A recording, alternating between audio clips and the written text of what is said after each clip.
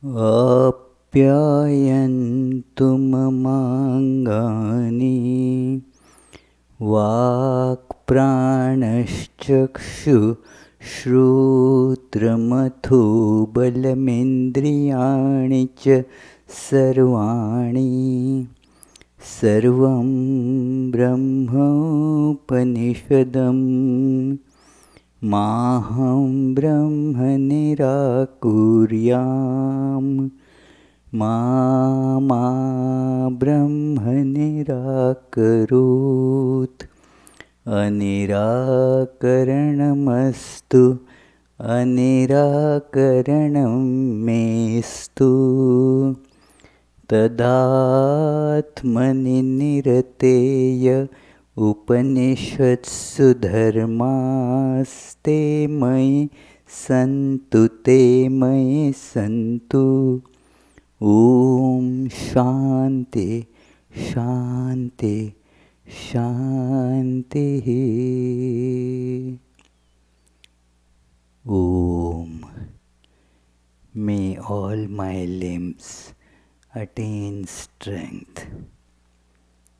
May the body, mind, all sensory and motor organs and the life force become powerful, efficient.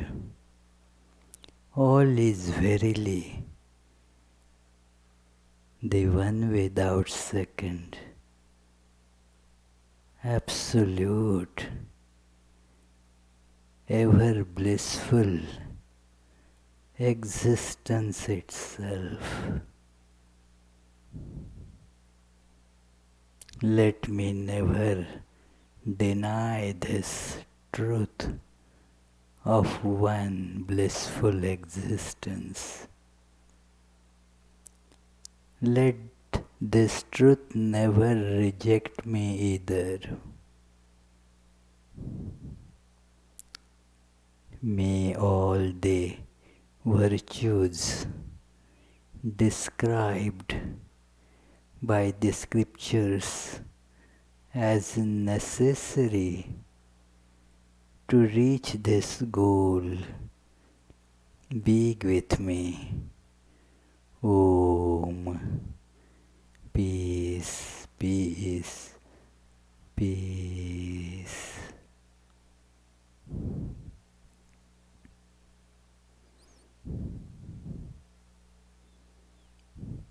Let us feel all separating lines between us are gone.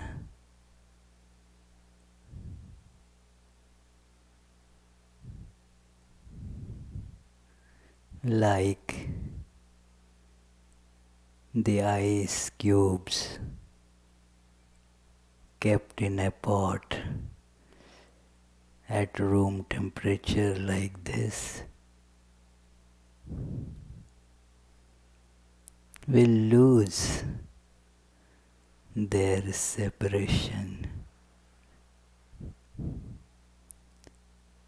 They were always one, intrinsically, substantially. So also let us feel the one without second substance, the existence filling all forms.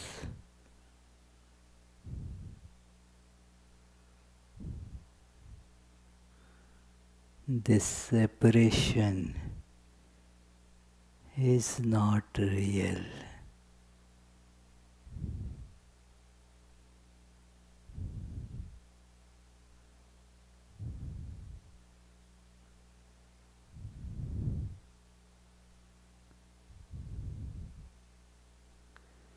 as I concentrate on this true, intrinsic, infinite nature, true nature of I and the world.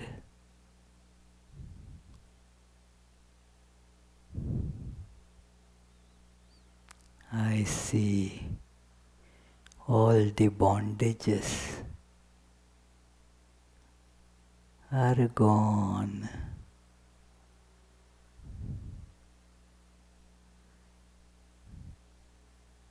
Gone is time and space.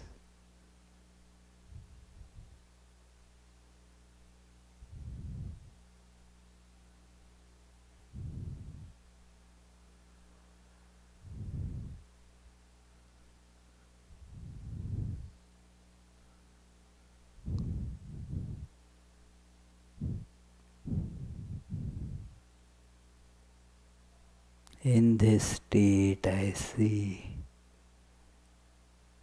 I have no birth, no death.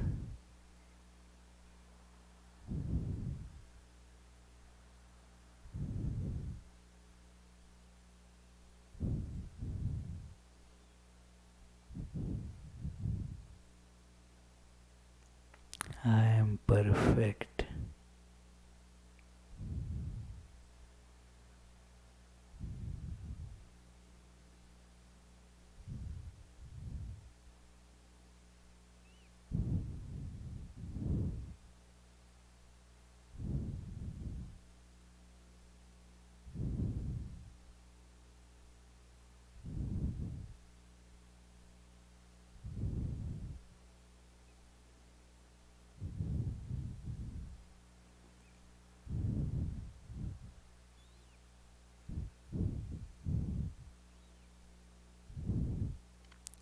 In this state of consciousness,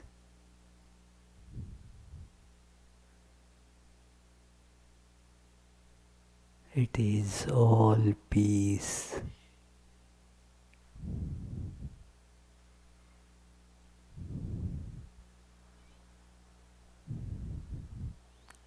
All love, all bliss.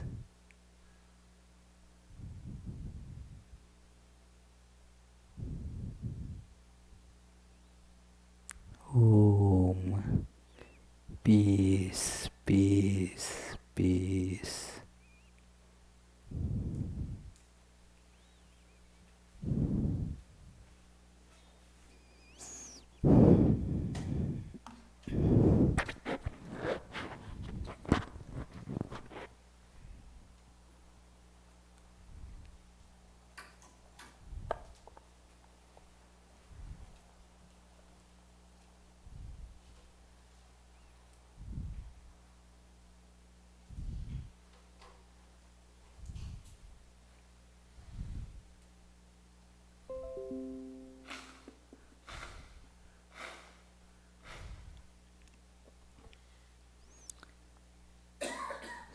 So, dear friends, let us begin today's discussion on this Upanishad, Svetasvatara Upanishad. This is the 34th class, and we are in the middle of 4th chapter, almost towards the end of 4th chapter. Let's begin with our opening prayers. Om Sahana Vavatu Sahanau Bhunaktu Sahaviryam Karavavahai Tejasvinavadhitamastu Ma Vidvishavahai.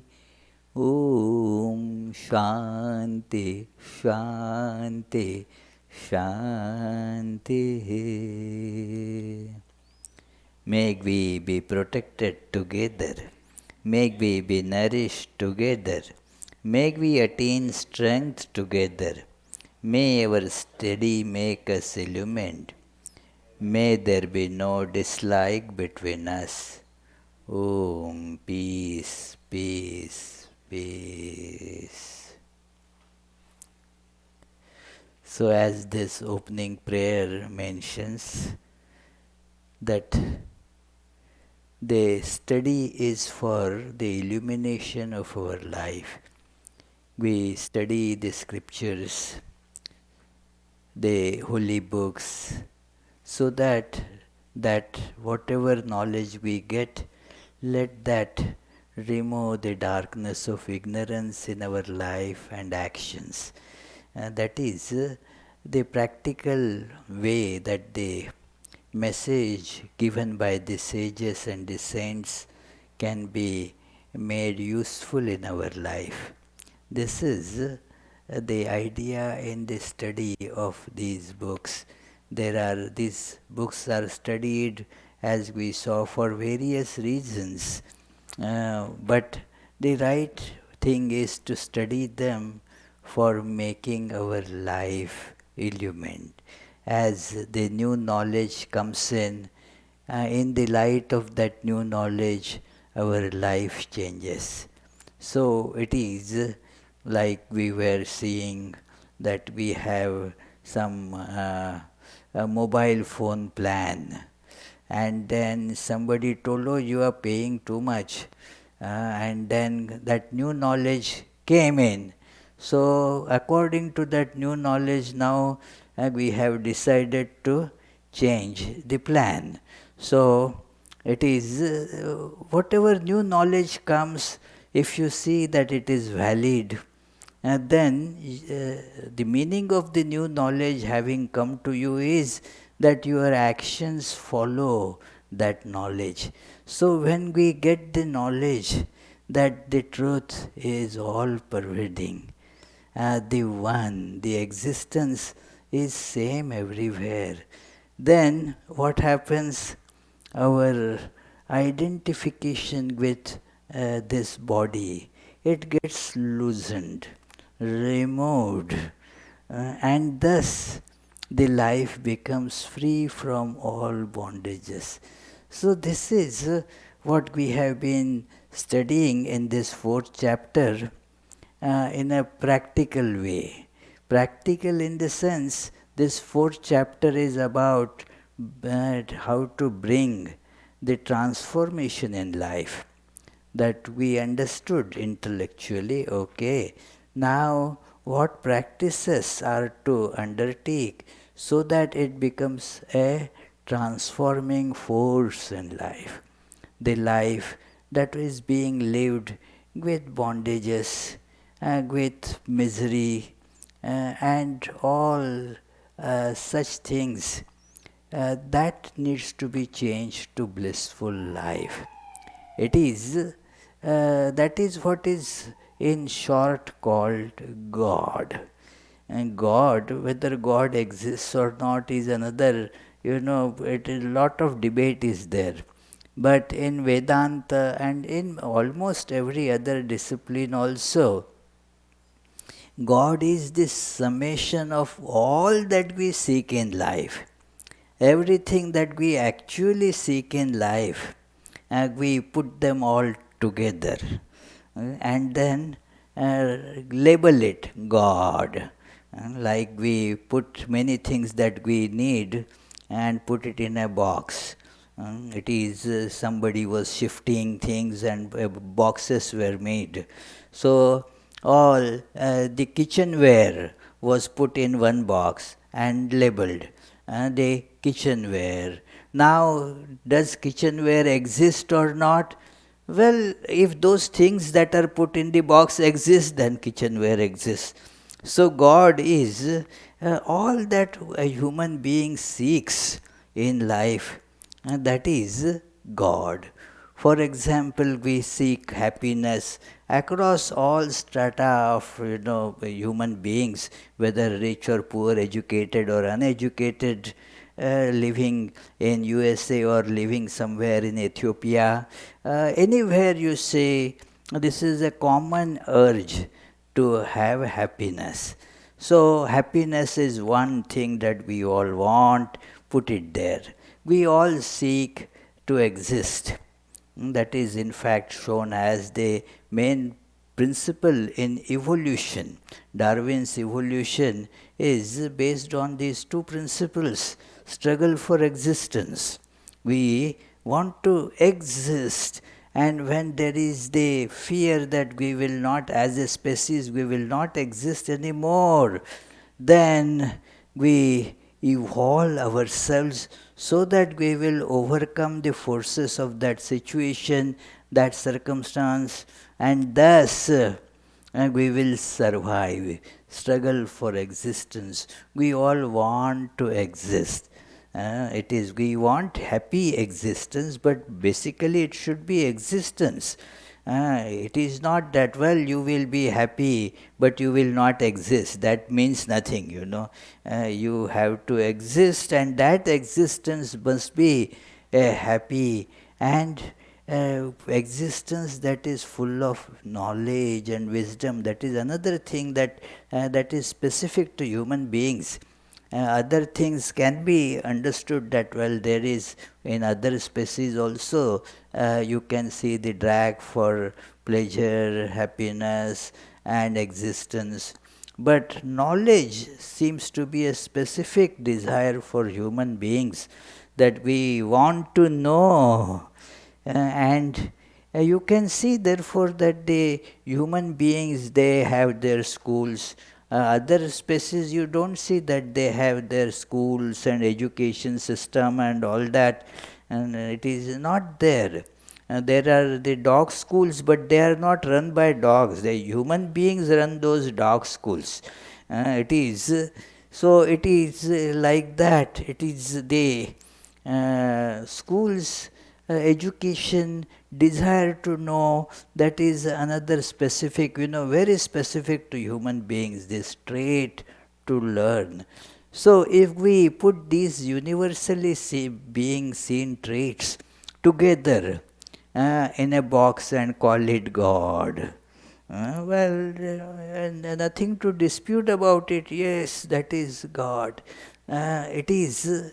So in Vedanta there is this beautiful name for God, Sat Chit Ananda, existence, consciousness and bliss. Highest, maximum, undying existence. And the ultimate knowledge and the ultimate bliss, infinite bliss, all that gets called together as God. Now the question is, can we have it? Sounds to be a very too high a goal. It is, I cannot think of that. Tell me just how can I earn a little more dollars? That is what I think now. Well, that is not going to help you. Actually, the truth is we are that. And Vedanta asserts that forgetting the true nature, we get identified with a piece of flesh, blood and all that called body. I am that. And all troubles then automatically follow. It is therefore, I think the meditation is that, to try to shake off this false identification with this flesh and see that I am the all-pervading existence. We all, you see, forget things, that is, and misplace one thing for another. So therefore this has happened here, that it is, we forgot as it were, that we are divine. We are all-pervading. We are bliss itself. We don't have to get something from outside to be happy. We are happiness itself. It is not like sugar doesn't need to be added by something to make it sweet, you say. If you want to make other things sweet, hey, I need some more sugar in my coffee. So that adding sugar will make the coffee sweet. But you can't add something to sugar. Hey, I want to make sugar sweet. No, that the sugar is sweet. By its very nature, it is sweet. So we are intrinsically happy. One of the great saints mentioned that in what tub will you make the ocean take a bath? There is no bathtub. Ocean is water. You see, it is wet. It is water. You cannot give a bath to ocean. So you cannot bring actually happiness to your true nature. You are that. Now one has to be convinced of this. But that conviction, understanding is one thing. Next step is conviction. That is also an intellectual thing. That yes, I am convinced of it. But that conviction then becomes dynamic. That yes, so since that is the goal of life, that God, put it in a simple word, God, or in more Vedantic terminology, it is the self, it is your true nature, it is you or I am that. So let me get there. How to get there? First thing is I understood that alone is the source of all that I seek. It is with me. Now that understanding gets converted into conviction. And then that conviction makes you now make effort to go there. That I got the conviction, suppose, that this particular job is good for me. It is going to bring me what I really want. I can really do that.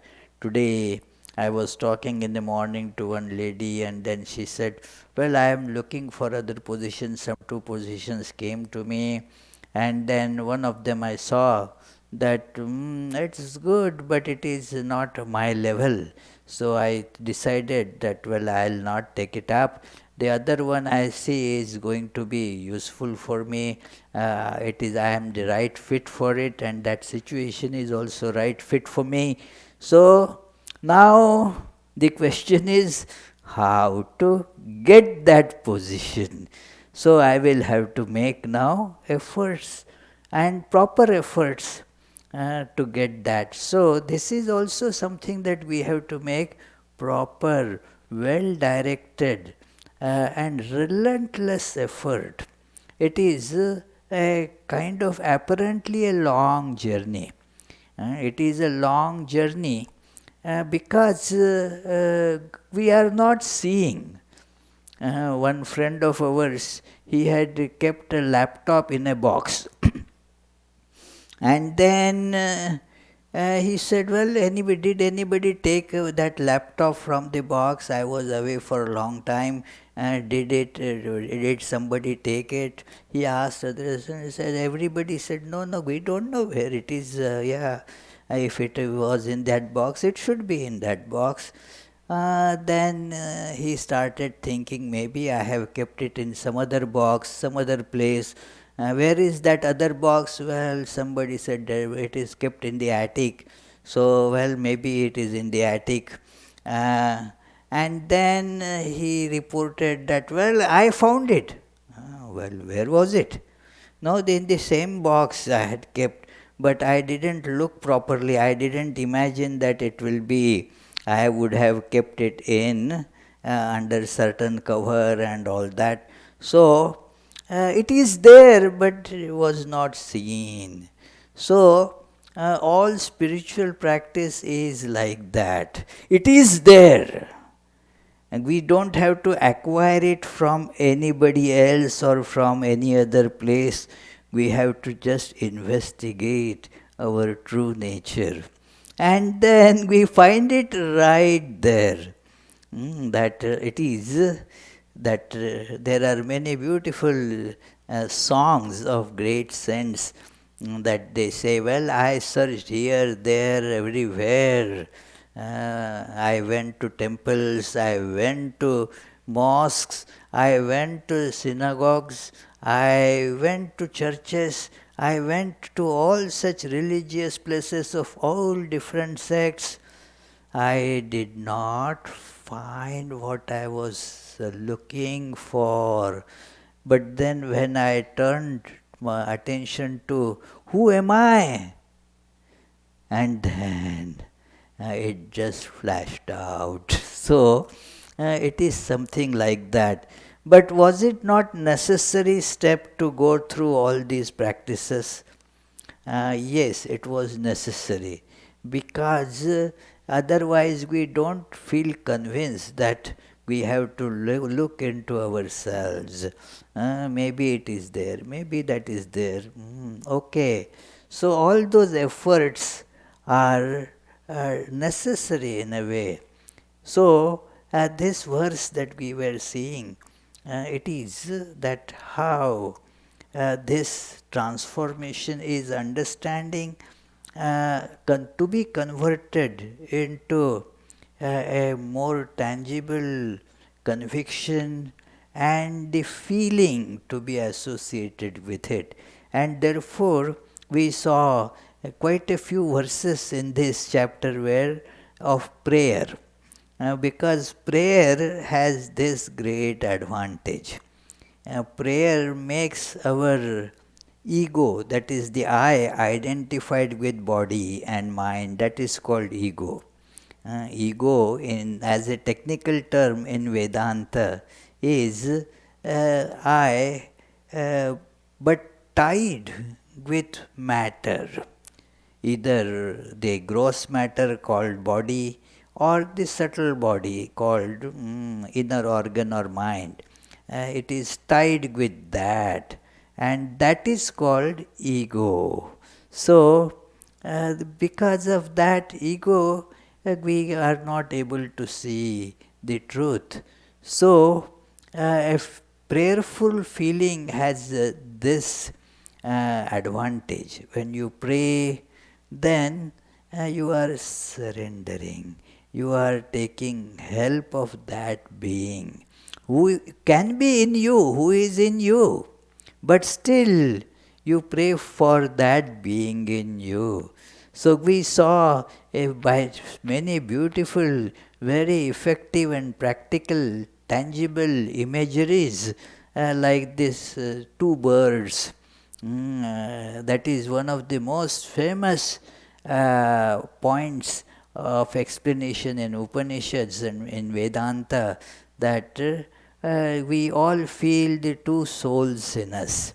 One that is buffeted, kicked around in this world, and then the other I, which is constant, which does not move, which is not really the I, but the that summation of all consciousness.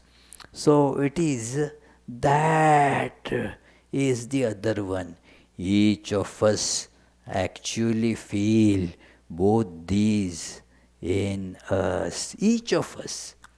That there is some changing aspect and there is an unchanging aspect. If you notice, if you become a little meditative, you will see that these two aspects are there in us.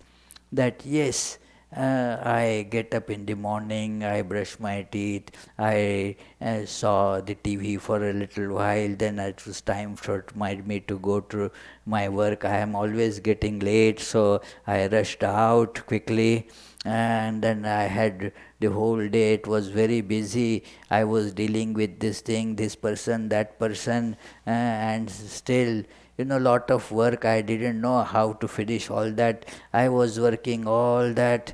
Then I came back And then I was feeling so tired, so I just rested for a little while. I had then my supper, and then I slept. So all this changing, changing states. I getting up, I brushing teeth. They are different pictures. Somehow they are giving a sense of continuity. But these are, as the great Buddhist teachers have shown, that there is no really any continuity. These are all different pictures. That I getting up, I brushing my teeth, I getting into the car and driving to the work. Another picture. Then another picture, another picture. What we call movie is really a set of pictures run pretty fast, so give the sense of continuity. About 16 pictures per second, and then you cannot, when they are run at that speed, then our eyes do not have capacity to see them separately. So we feel a movie is happening. If you look at the film olden days, now it is all digital, so, but otherwise you could see the different picture frames. So it is like that, that it is different pictures, and yet there is this feeling of continuity that cannot be given up. You can never convince yourself that the one who went to bed was different from the one you woke up. And you cannot convince ever yourself that somebody woke up and somebody else is brushing teeth. No. And the third person is having a cup of coffee. No, it is I who got up. And then I was feeling bit tired, but I had to get up. I then did this and I did that. All these different frames, somehow there is this deep connection. Now that deep connection is the unchanging I. That I that never changes. And it appears in and through all these changes. So this changing I and unchanging I, the one that is being kicked around like a soccer ball all the time, and the one that has no change at all, the same one unchanging being. So this is now that unchanging being is the goal. I am that. So this is a gradual transformation, that you see that what is causing the bondage and give it up. Move towards that. That is this, they gradually, it is actually a process of surrender, merging this little I into the great I, and thus you become free. So, this is now that is the prayer has become a more prominent aspect in these some of the verses that we will be studying today. Yo yonim adhitishthत्येको यस्मिन् इदं सच विचैति सर्वं तमीशानं वरदं देवमेड्यं निचायैमां शान्तिमत्यन्तमेति.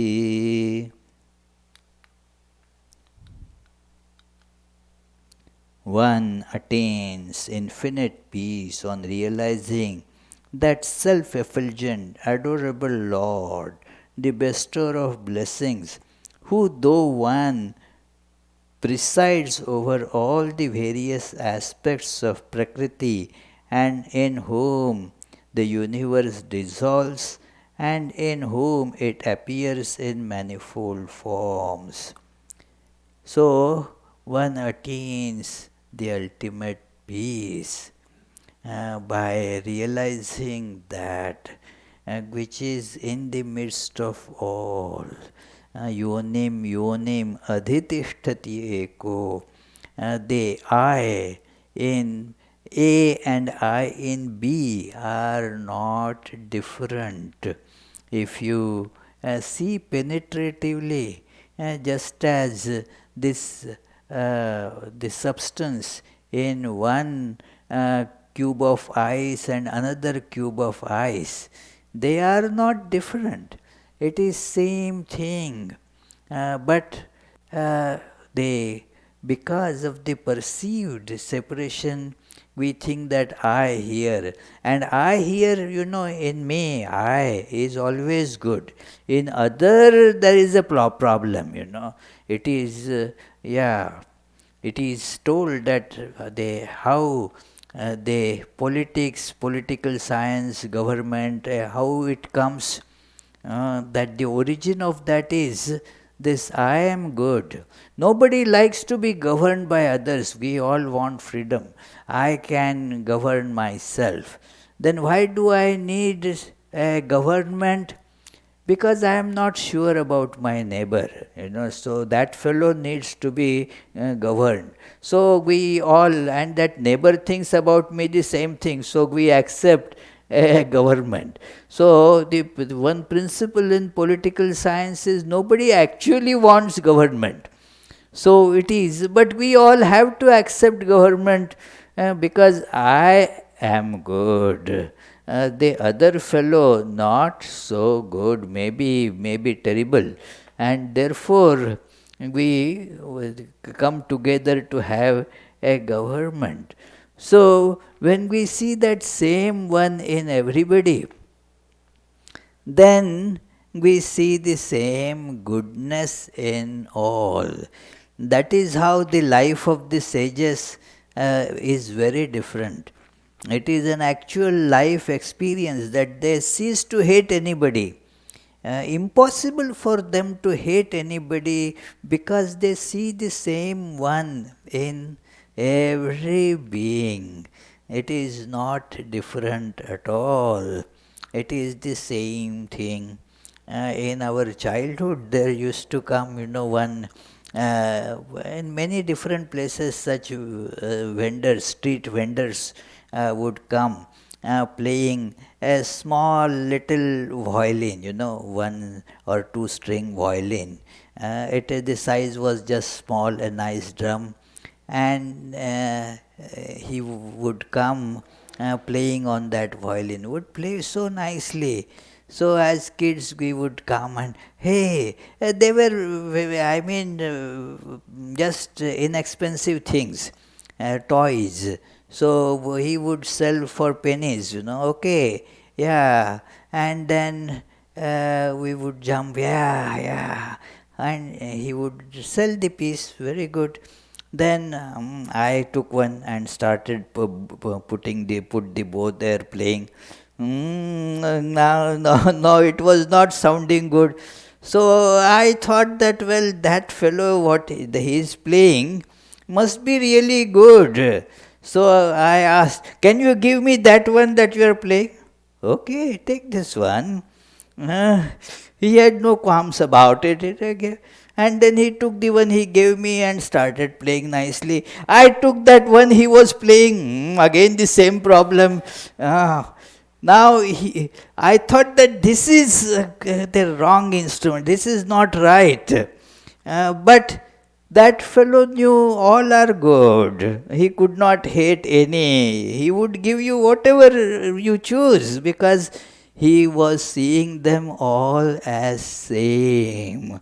So that is how when you know what it is, you know the truth, then you step beyond all the apparent distinctions and see that there is all same reality. And so the saints cannot curse anybody. Impossible for them to curse anybody. It is thus you see that peace comes to you. If you are cursing somebody, Whatever may happen to the one whom you are cursing, your peace is gone. That is the first tangible effect. You cannot then be in peace, always grinding your teeth. It is your peace is gone. It is that is the first casualty is your peace, and you want to be peaceful. Everybody aspires for peace, but the feeling of enmity destroys the peace. That is the beauty when Jesus says, in the Sermon on the Mount, that if you came to offer some gift at the altar, but you have something against your brother, don't offer your gift. Go to your brother, have peace with him, and then offer your gift. It is because if not, then your mind will not be on God. Even while offering the gift to Lord and praying, your mind will be on something that you hate. It is very difficult to remove that person where our hate is getting concentrated. You will be meditating on that person. So therefore, it is important that you see that same being in all. Yonim adhitishtati eko. In every being, in every thing that appears, that is the one reality. And then that it is that one who dwells in every being. That is how that is adorable, because we seek that. And bestower of blessings. When you connect to that, our mind gets filled with peace and blessings. It is, you become full of that blessings. The benevolence towards everything comes in you. One presides over all the various aspects of Prakriti. Prakriti is the manifestation, the nature in all its varied forms, but they are all being governed by this one existence. So this is when you see that, that it is, then your mind becomes peaceful. You then meditate in that great peace. So this is how one can attain peace. That this awareness, as it reaches to that level. Another similar prayer is there. यो देवानां प्रभवश्चोद्भवश्च विश्वाधिपो रुद्रो महर्षिः हिरण्यगर्भं पश्यत जायमानं स no बुद्ध्या शुभया संयुनक्तु. This is a wonderful prayer. Even apart from the deep spiritual value of it, even the poetry of it is so sublime, that absolutely sublime poetry, that the one who is, let us read the translation, that may he. Now he is put in the capital distinct block letter because it is not a gender specific something. It is beyond all he, she, this. So may he who created the gods and supports them. Here the God G is small g, means they are the demigods, the various powers who are in charge of certain things. So like we have different states. So governor, every state has a different governor who has the power on their state. Their dictate will work in their state.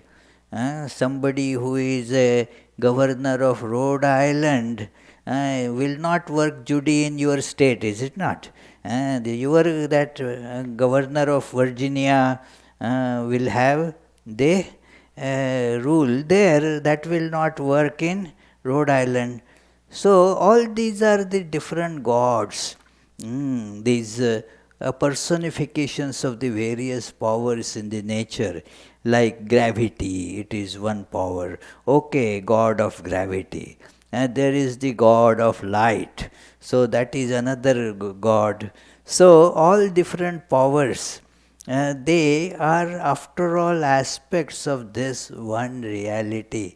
So it was he who has imbued them with existence and their proper power. So, who confers bliss and wisdom on the devoted. So, when you seek that wisdom and devotion, that will come to us. It is important what we pray for, because the God is capable of giving anything, whatever we seek. So we should be very cautious about what we are seeking. There is a funny, nice story about the wish fulfilling tree. God sometimes is imagined as wish fulfilling tree. It is a mythical tree that if you sit under that tree, then whatever wish comes to your mind, that gets fulfilled. So one a traveler was walking in the olden times, walking and walking in the hot sun, got tired, saw a very nice big tree and sat under the tree. And that was a wish fulfilling tree. So it was a forest, and in that he sat under that tree. He didn't know that it is wish fulfilling, but thought, what a nice shade here. It feels so cool and nice. Let me rest here a little bit. Had it been so nice, had there been a nice bed here, so that I can nicely sleep for a time. And suddenly a bed came there with everything. Wow, that's good. But before lying down, I feel hungry also. So it would be so good if some food gets arranged, and all the meals, items, 7 course meals came to him. Wow, what a nice place I am in, wonderful. And he ate nicely and slept, and then it became kind of dark. Then he thought, oh my goodness, it is so dark, and this forest with all the wild animals, and if a tiger comes here, my goodness, what will happen? And a tiger came. That was the wish. Everything was coming as he thought. So a tiger, oh, will this tiger now be eating me up? And the fellow was finished by the tiger.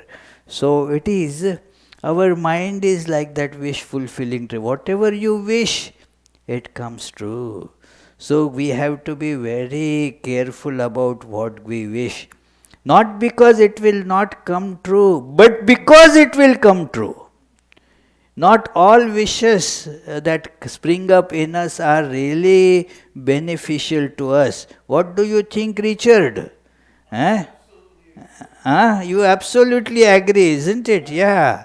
Yeah, that almost every desire that comes to us, if we strive for that, it becomes eventually you get that desire fulfilled.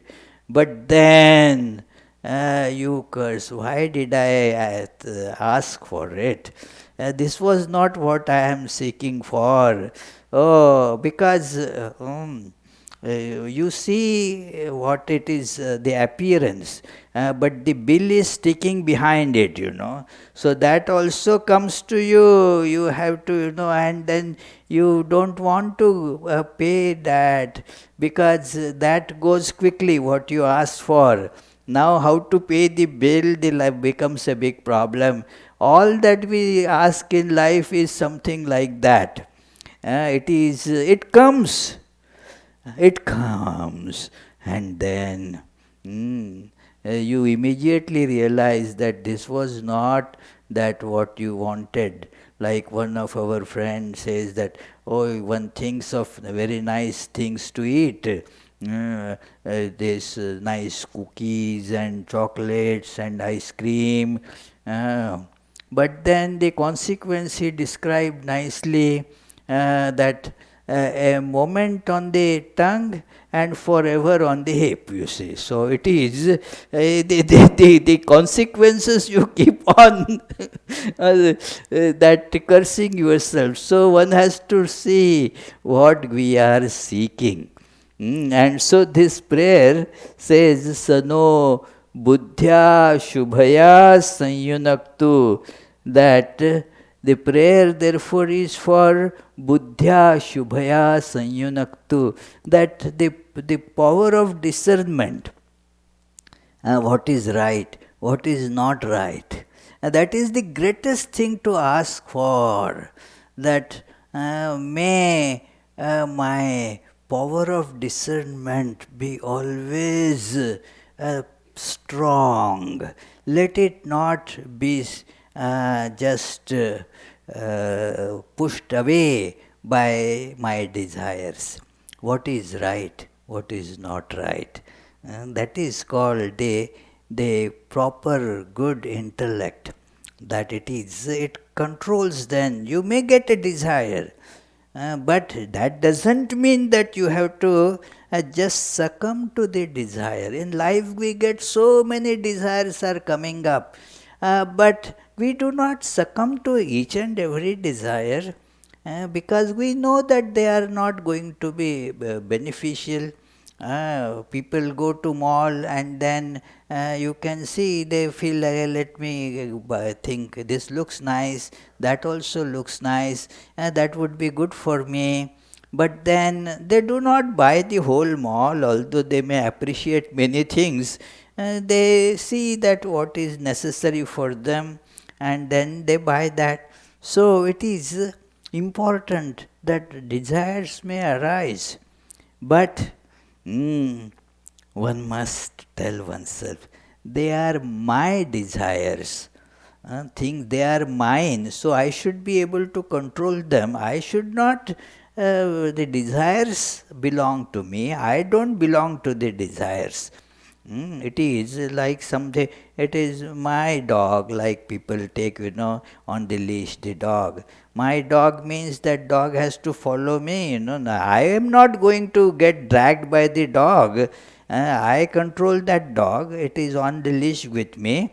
If it goes to pounce on some walker on the sidewalk, then I am going to pull it. It is not that. So the desires are like that. They come, but I tell myself, no, they are my desires. I am not going to succumb to those. So this is a prayer is made for that. May this happen, as we have seen up in times, that prayer is necessary for things which we want, but they do not automatically come to us. They do not. They are not within our control. We have seen the vagaries of our mind. We saw that many things that I would like to do, I could not do, because the mind was not under control. Many things I decided I will not do, but somehow I was forced to do. I was not in control.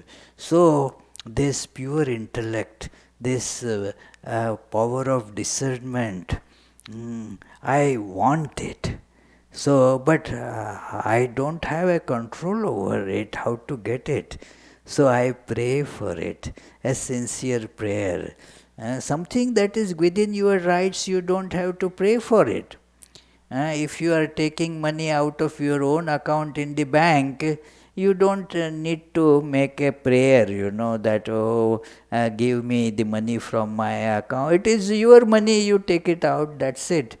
It is. But if you want loan, and then you have to write an application and so forth. It is because you are not, you don't have a right to it. So something that we are seeking, for which on which we don't have right, so we pray for that. So, oh, that Lord who has made this whole nature, is imbued in everything in the nature. He controls all that. Hiranyagarbham pashyat jayamanaha. What a beautiful phrase. Even this whole universe, think of, the Big Bang, just to bring it to the modern understanding. That fellow saw the Big Bang also happening before him. So ancient and in control of all these things. So it is that being, make that being this prayer, that may my power of discernment be strong. Shubudhya, Shubhaya, Sanyunaktu. And what more to ask, you say? That this is a great prayer. And then that is, next prayer is also similar. You devanam adhipo yasmilloka adhishritaha ya ishe asya dvipadashchatushpadah kasmai devaya havisha vidhema. And that it is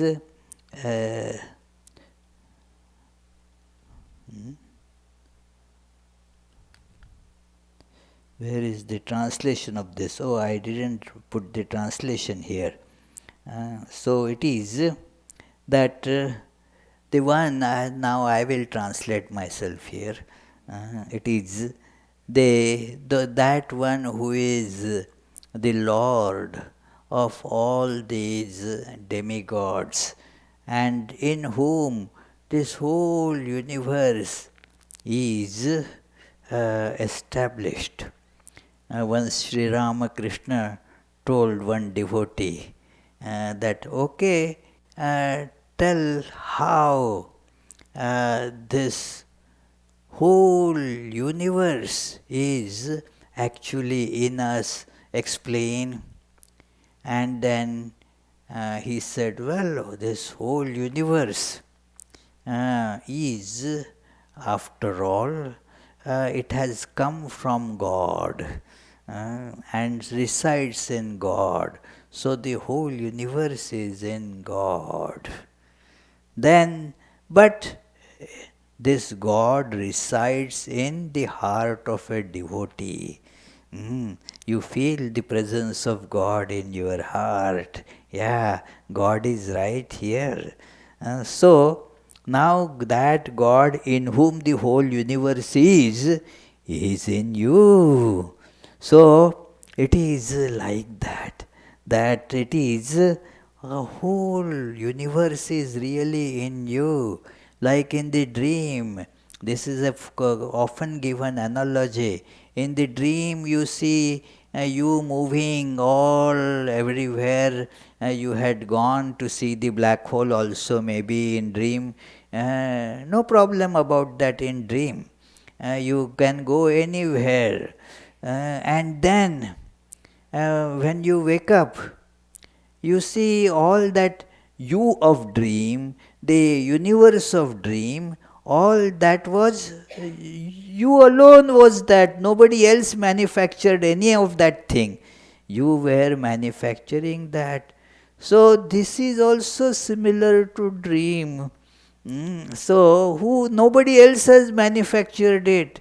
That one being is manufacturing all this and is into everything. So he therefore says that apart from this being, whom am I to pray? Whom am I to offer my adoration? So we shall continue the discussion. Today's time is over, and we will meditate for a few seconds, and then if you have any question or comment, you are welcome to give.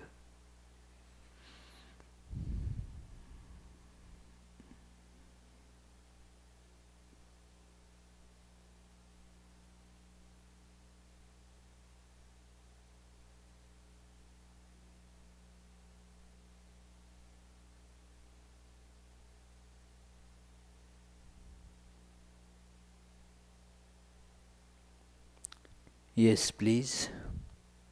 Yes, Charlie. If this is all God's play, doesn't that mean that God may not necessarily want us to get enlightened right away? Now, you have to ask this question to God. It is, see, if you know, the point here is that if you know that this is all God's play, then you are already free. It is only because we do not know that it is play that we get bound. The one who is performing in the play, and we had taken this example a few times, like John Smith performing Julius Caesar on the stage. He is acting like Julius Caesar.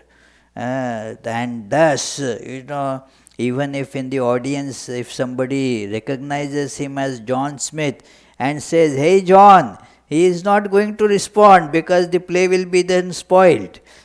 But he always knows that I am just playing Julius Caesar today.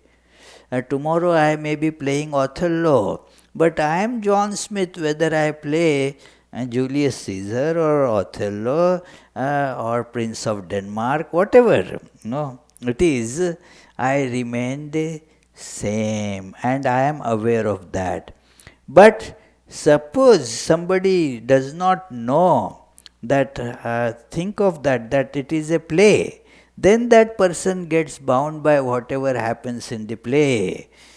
So, once you know that this is play, then you are not affected by that. It is one devotee asked Holy Mother Sri Sarda Devi this question. Oh Mother, if God does everything, then whatever mistakes that I make, whatever wrong things I do, they also are, God is responsible for them, not me, is it not? Because God does everything. So Holy Mother replied in one sentence, do you talk it knowingly or unknowingly? If you know that God is doing all things, you will not ask this question. It is only you heard that God does all things. You do not accept that, and therefore this question becomes feasible. Right. What happened, Richard? Okay, okay, okay, okay. Uh, But I have a comment. The Big Bang appears to be the basis of a religion, another religion. If you have a creation bang, all of a sudden there must be a time when there was nothing, and it's another kind of bogus attempt at a religion. It's not exactly accurate, not even close actually. I didn't get your comment. Please, can you say more loudly and more clearly for a dummy like me to understand? Okay. The Big Bang appears to be the basis of a religion that acknowledges there was a time when something was created. Well, it is maybe, who knows, It is, it is a fact of physical science, that physical science discovers things that this might have happened. And the science, by its very, uh, the very domain that it works in, it can always give only the possibility. No certainty. Science brings only possibility. So therefore it is possible. If it solves some of your problems, it's fine. If it doesn't solve your problems, it is not good enough. It is. Yeah, that is how, if you see the history of science, you will see that some explanation was held quite good because it solved many problems, many questions were answered, so that was accepted. But then there were certain things were not explained by that, so that theory had to be discarded and another thing has to be substituted. That book of Stephen Hawking's, History of Time, a very interesting book, brief history of time. That is a nice title also. So Stephen Hawking's, he said that he has a bet with one of his friends that black holes do not exist. And people ask me, you did so much research work on black holes, yours is the major research work on black holes. Why did you bet that the black holes don't exist? So he says, this is kind of an insurance policy of my research. Because in science things change. So tomorrow somebody will come and prove that there is nothing like black hole, then all my research will go down the drain, but then I will have the consolation of winning the bet. So it is like that, you see. So it is what I told black as just an example, they are not to be taken literally, just illustrations, that's all. So let us, yes, Judy.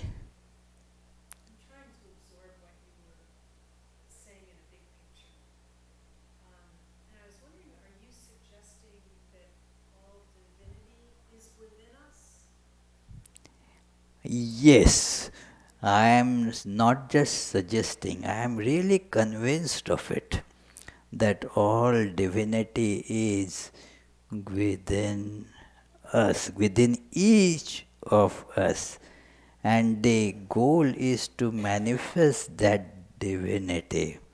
That is why I chose this statement of Swami Vivekananda that is put there. Religion is the manifestation of divinity already in man.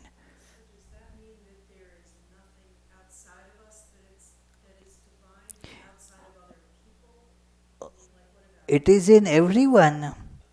It is in everything. As we saw, in everything it is divine. It is in us and also in your mom that is sitting by your side. It is in the chair that you are sitting on. It is, no, there is no splitting there. It is, yeah, like in the meditation that we were doing before the class was this, that let us imagine each of us, everything around is like different ice cubes and put in a pot. And now in this temperature they are going to soon lose their shapes and their distinctions, and then it is all water. So water, was it not in each ice cube?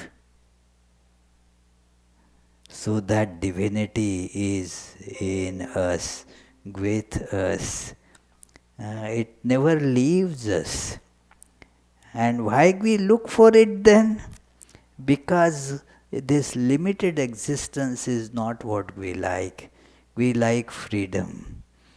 Our desires mean actually that. If you look at the psychology of desire, that I want a candy. What is it?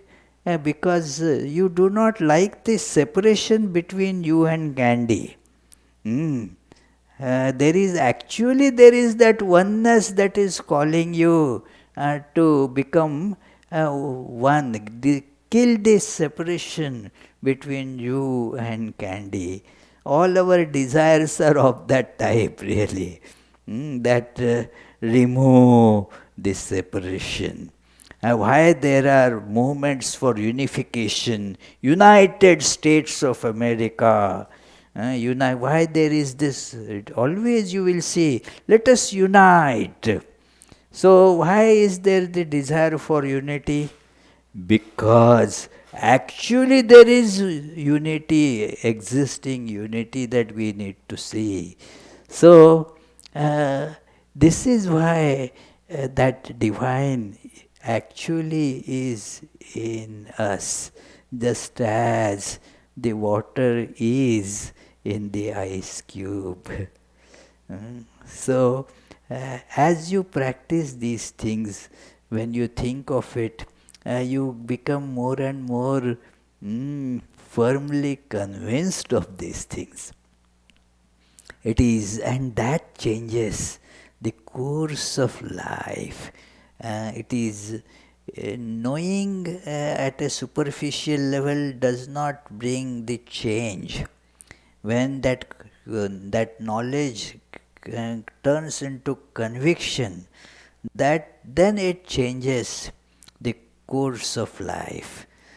So, when one is convinced that yes, that is within me, you will see the life becomes, and so blissful the life becomes. And it is the source of bliss is felt within you.